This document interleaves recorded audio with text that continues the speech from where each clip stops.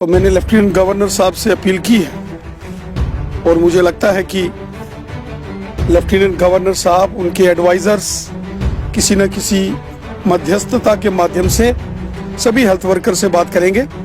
वैसे बड़े पैमाने पर एलजी साहब ने कहा है कि जितने हमारे मेडिकल कॉलेजेस हैं और जो डिस्ट्रिक्ट हॉस्पिटल्स हैं, बहुत सारी जगहों पर हेल्थ डिपार्टमेंट में कुछ रिक्रूटमेंट्स आने वाले दिनों में होने भी ही वाली हैं और ये सारे ट्रेंड लोग हैं।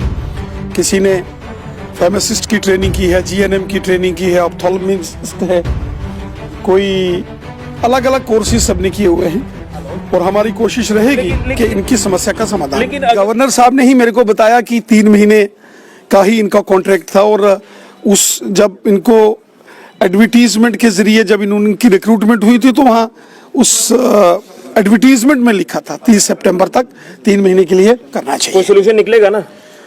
अब मैंने लेफ्टिनेंट गवर्नर साहब से बात तो किया। एक बात तो आपको भी इस बात का थोड़ा सा अध्ययन करना पड़ेगा कि एक बार एडवर्टीजमेंट जो निकली है उसको एक बार जरूर फोकस करें कि वो एडवर्टीजमेंट सरकार ने क्या निकाली थी। लेकिन हमारी कोशिश है कि कहीं ना कहीं किसी न किसी माध्यम से बच्चों ने जो काम किया है। डेली वेजेस तो बार बार ही अपना ये बात जाहिर कर रहे हैं कि बीजेपी के खिलाफ उनका गुस्सा इसलिए है कि उन्होंने आने से पहले सत्ता में ये कहा था कि हम उनका मसला आते ही हल करेंगे। बीजेपी ने तो किया है। बीजेपी ने जो डेली वेजर एम्प्लॉइज हों, वीडीसीज हों, एसपीओज हों और अलग अलग विभागों के जो भी लोग हों, SRO 202 आप खुद जानते हैं, तो भारतीय जनता पार्टी ने ही तो सभी सरकारी मुलाजिम, चाहे वो परमानेंट हैं चाहे सीपी वर्कर्स हैं, डेली वेजर, इनका हाल होगा इलेक्शन से पहले डेली वेजेस का या नहीं? देखिए, मेरी तो पूरी कोशिश रहेगी कि जल्दी से जल्दी इनका हल हो। ये मुद्दा केवल चुनावी मुद्दा नहीं है, मैं इसको केवल इलेक्शन से जोड़ के नहीं देखता हूं। ये एक मानवता के ऊपर आधारित विषय है और मुझे लगता है कि इनका समाधान करना हम सबकी रेस्पॉन्सिबिलिटी है और हमको ये करना है। भाजपा के प्रदेश अध्यक्ष रविंद्र राणा जी आज सांबा में पहुंचे और लगातार 2 इस समय जो बर्निंग इश्यूज हैं, एक तो डेली वेजेस का मसला हल नहीं हो पा रहा और उसी के साथ साथ हेल्थ वर्कर्स को टर्मिनेट कर दिया गया है। तो इसी पर तमाम जानकारी लेंगे क्योंकि लगातार ये एक चिंता का विषय बना हुआ है। खासतौर पर अगर हेल्थ वर्कर्स की बात करें तो उनका ये कहना है कि हमें टर्मिनेट किया गया है, उनके साथ खिलवाड़ हुआ है। तो मैं इन्हीं से जानने का प्रयास करूंगा। राणा साहब, 2 इश्यूज इस समय बर्निंग इश्यूज है, हेल्थ वर्कर्स को टर्मिनेट किया गया है और उसी के साथ डेली वेजेस का लगातार कहना है कि उन्हें पक्का नहीं किया जा रहा, उनके साथ खिलवाड़ किया जा रहा है। क्या कहना चाहते हैं इसमें? यहां तक जो हेल्थ वर्कर्स हैं उनका विषय है, हम सबको याद है कि जब दूसरी कोरोना की लहर आई और उसके बाद कुछ नए कोविड केयर हॉस्पिटल्स बनाए गए थे और उसमें एक एडवर्टीजमेंट सरकार ने की थी कि 3-3 महीने के लिए कुछ हेल्थ वर्कर्स की रिक्रूटमेंट की गई थी और वो शायद सितंबर 30 तक एडवर्टीजमेंट जो मैंने न्यूज़पेपर्स में देखी है।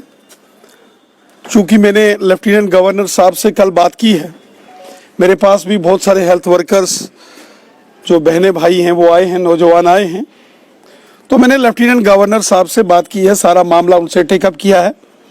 लेफ्टिनेंट गवर्नर साहब का कहना था कि जब एडवर्टीजमेंट हुई थी तो ये 3 महीने के लिए हुई थी और कुछ टेम्परेरी कोविड केयर हॉस्पिटल्स जैसे DRDO ने भी जम्मू में बनाया था ताकि इमरजेंसी नेचर में क्राइसिस मैनेजमेंट हो सके।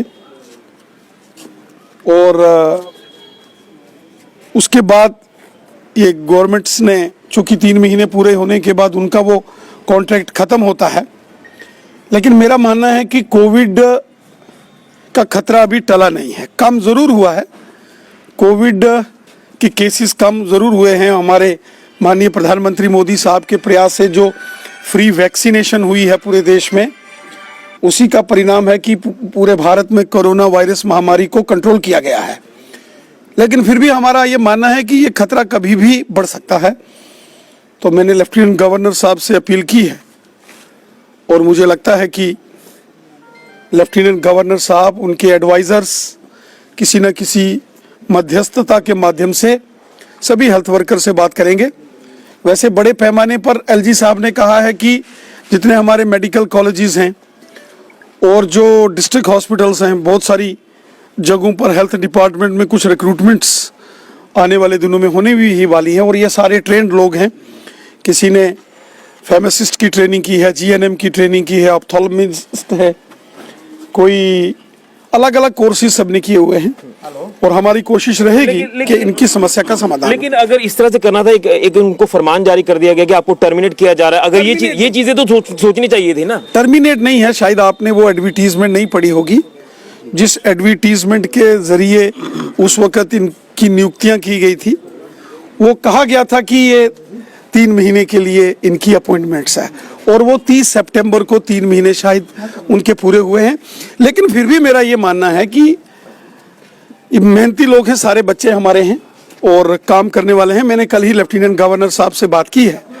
अब चूंकि गवर्नर साहब ने ही मेरे को बताया कि 3 महीने का ही इनका कॉन्ट्रैक्ट था, और उस जब इनको एडवर्टीजमेंट के जरिए जब इनकी रिक्रूटमेंट हुई थी, तो वहाँ उस एडवर्टीजमेंट में लिखा था 30 सितंबर तक 3 महीने के लिए।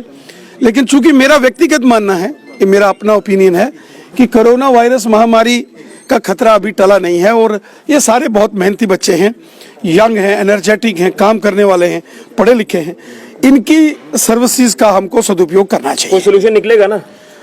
अब मैंने लेफ्टिनेंट गवर्नर साहब से बात तो की है। एक बात तो आपको भी इस बात का थोड़ा सा अध्ययन करना पड़ेगा कि एक बार एडवर्टीजमेंट जो निकली है, उसको एक बार जरूर फोकस करें कि वो एडवर्टीजमेंट सरकार ने क्या निकाली थी। लेकिन हमारी कोशिश है कि कहीं ना कहीं किसी न किसी माध्यम से बच्चों ने जो काम किया है, और फिर मेरा फिर से ये कहना है कि कोरोना का खतरा कम हुआ है, टला नहीं है। डेली वेजेस के बारे में कौन सोचेगा सर?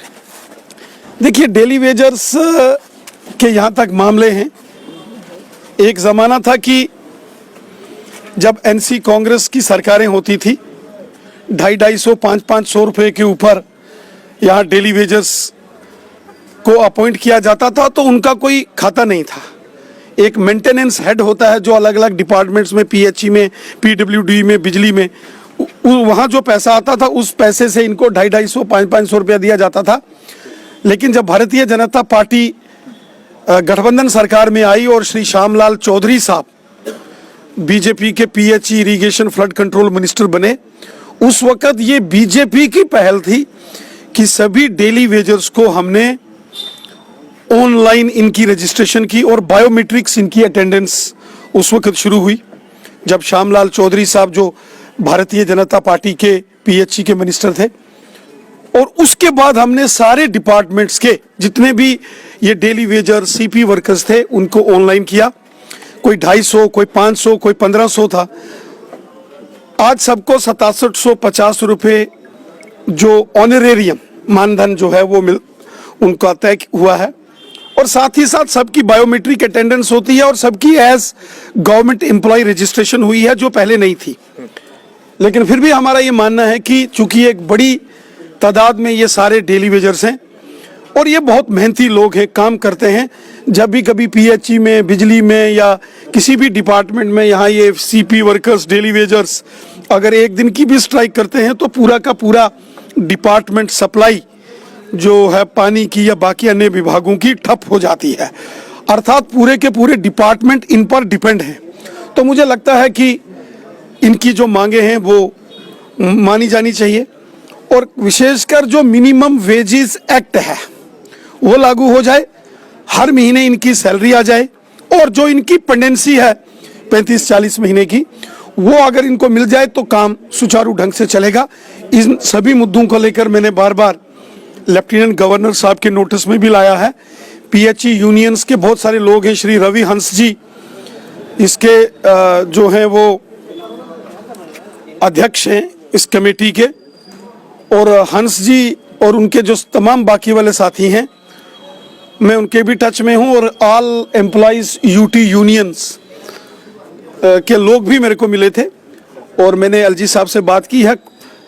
कहीं ना कहीं मुझे लगता है कि एक विभाग के कुछ लोगों को और एम्प्लॉइज के साथ आपस में बातचीत करके, संवाद करके धीरे धीरे इनके तमाम के मसले फेज मैनर ही सही, ठीक है, एक बहुत बड़ी तादाद है, 1 लाख के करीब करीब एम्प्लॉइज होगा, लेकिन फेज मैनर में हम उनको एडजस्ट कर सकते हैं, जैसे किसी की 15 साल सर्विस है, 18 साल सर्विस है, तो जैसे हमने एसपीओस जो थे उनको 18,000, 15,000, 12,000, 9,000 वो क्राइटेरिया उनकी लेंथ ऑफ सर्विस के आधार पर तय किया है। इसी प्रकार यहाँ भी ये व्यवस्था की जा सकती है, और ताकि इसका लाभ यहाँ के सभी एम्प्लॉइज को मिले। लेकिन डेली वेजेस तो बार बार ये अपना ये बात जाहिर कर रहे हैं कि बीजेपी के खिलाफ उनका गुस्सा इसलिए है कि उन्होंने आने से पहले सत्ता में ये कहा था कि हम उनका मसला आते ही हल करेंगे।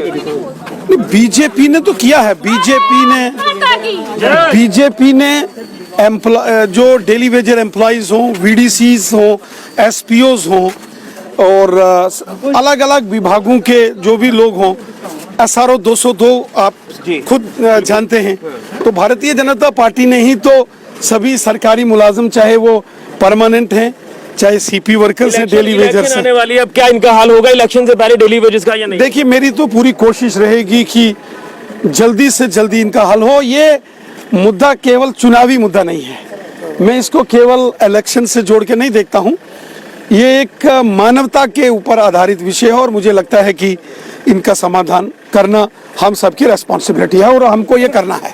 तो ये थे हमारे साथ भाजपा के प्रदेश अध्यक्ष रविंद्र राणा जी, जिनसे हमने दो मुद्दों को लेकर बात की। एक तो जो हेल्थ वर्कर्स को टर्मिनेट किया गया है, और उसी के साथ साथ डेली वेजेस का जो बर्निंग इशू है, डेली वेजेस का जो मसला है वो हल नहीं हो पा रहा, और दोनों के ऊपर एक बार फिर से आश्वासन दिया है।